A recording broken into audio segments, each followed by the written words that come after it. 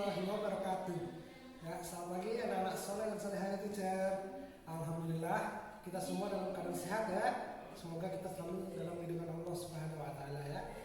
Baiklah, hari ini tanggal hari Selasa tanggal 4 Agustus 2020 kita akan melanjutkan materi pembelajaran tematik kita ya. Sekarang kita masuk ke tema 1, subtema 4 pembelajaran 2 tentang mengidentifikasi tumbuhan yang berkembang biak dengan biji dan tahapan pertumbuhan tanaman yang berkembang biak dengan biji. Ya, untuk lebih jelasnya, anak-anak bisa simak video penjelasan berikut ya. Mohon diperhatikan dengan seksama. Sebagian besar tumbuhan berkembang biak dengan biji. Tumbuhan dewasa akan berbunga dan menghasilkan buah. Di dalam buah terdapat biji. Biji berkembang biak menjadi tanaman baru. Tanaman baru tumbuh menjadi dewasa dan berbuah. Perputaran tahapan perkembangan tersebut membentuk sebuah siklus atau daur hidup. Perhatikan gambar bagian-bagian biji di bawah ini. Nah, ini adalah bagian-bagian biji atau bakal buah ya. Jadi kalian harus tahu bahwa tumbuhan ada yang berkembang biak dengan biji, ada juga yang berkembang biak dengan tunas dan lain sebagainya. Nah, untuk perkembangbiakan dengan biji ini otomatis yang kita tanam adalah bijinya adik-adik. Nah, biji itu terdiri dari bermacam-macam bagian. Yang pertama adalah embrio atau calon tumbuhan baru. Ini yang ada di dalam biji. Lalu ada kotiledon ya. Kotiledon ini adalah sumber makanan untuk calon tumbuhan baru. Juga ada di dalam biji tersebut. Lalu diselimuti oleh selimut biji yang gunanya untuk melindungi biji yang ada di dalam. Nah, ini adalah bagian-bagian biji. Amati gambar berikut. Gambar menunjukkan daur hidup tanaman semangka. Lengkapi bagan daur berikut dengan gambar yang sesuai. Nah, di sini adalah gambar daur tanaman semangka, daur hidup tanaman semangka. Nah, kita mau urutkan terlebih dahulu adik-adik. Dari A, B, C, D, E, kira-kira mana duluan nih dari daur hidup tanaman semangka ini? Ya, yang pertama adalah biji. Biji itu kita tanam. Lalu setelah itu dari gambar D, maka biji itu akan menjadi kecambah. Berarti urutan yang kedua adalah gambar yang B. Lalu kecambah itu atau dari biji semangka yang tumbuh kecil ada daunnya itu akan terus bertumbuh. Berarti yang E ya.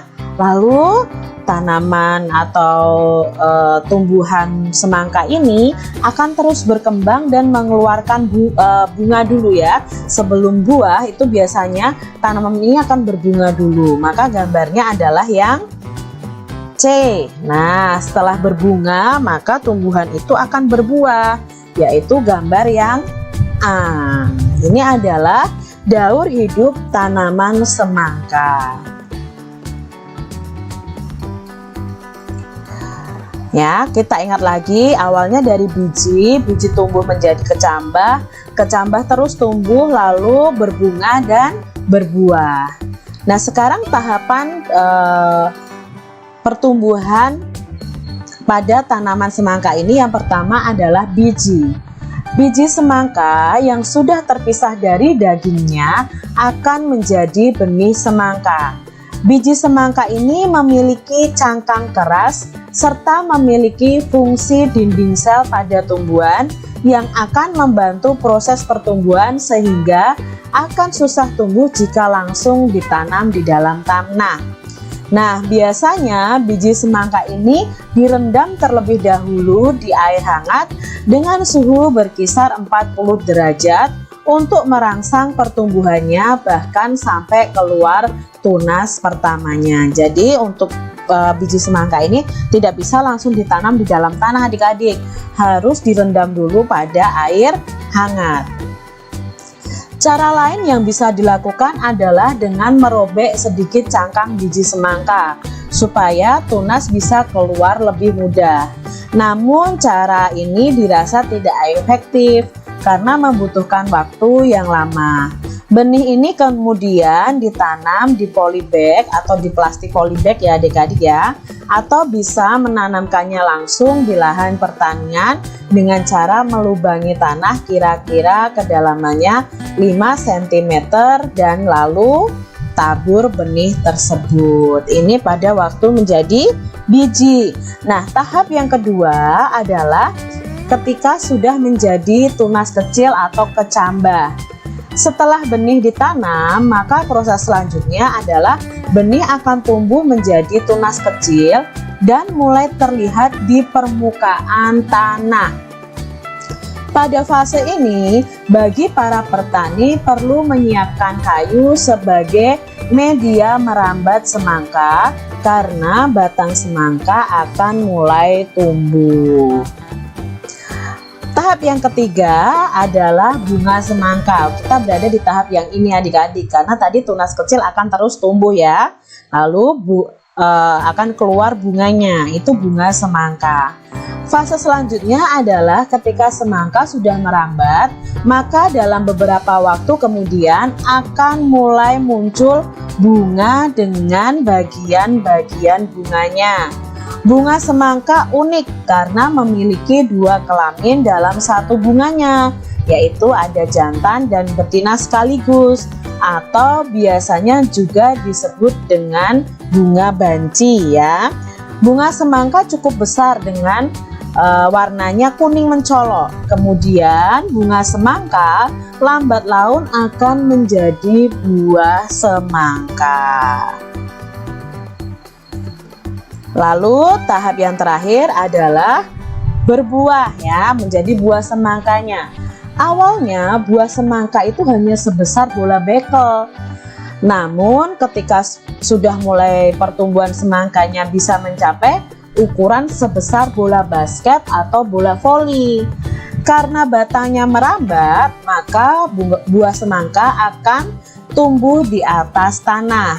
Pada saat ini peran biologi dalam pertanian perlu diperhatikan oleh petani seperti memperhatikan tanah apakah lembab atau tidak, karena jika terlalu banyak air bisa membuat semangka rusak atau busuk.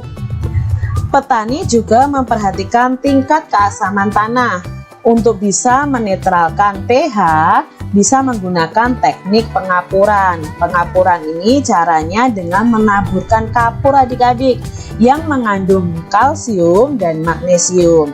Kemudian bila perlu para petani juga bisa menambahkan pupuk.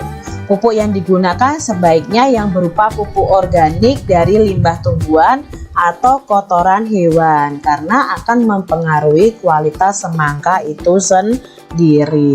Jadi untuk bertumbuh itu juga banyak faktor adik-adik. Kita harus rajin menyirami, rajin memberi pupuk, memperhatikan keadaan tanahnya. Nah itu juga harus dijaga. Itu tadi adalah daur hidup tanaman semangka. Perkembangbiakan tumbuhan dengan tunas. Tadi kalau semangka adalah tumbuhan yang berkembang biak dengan biji.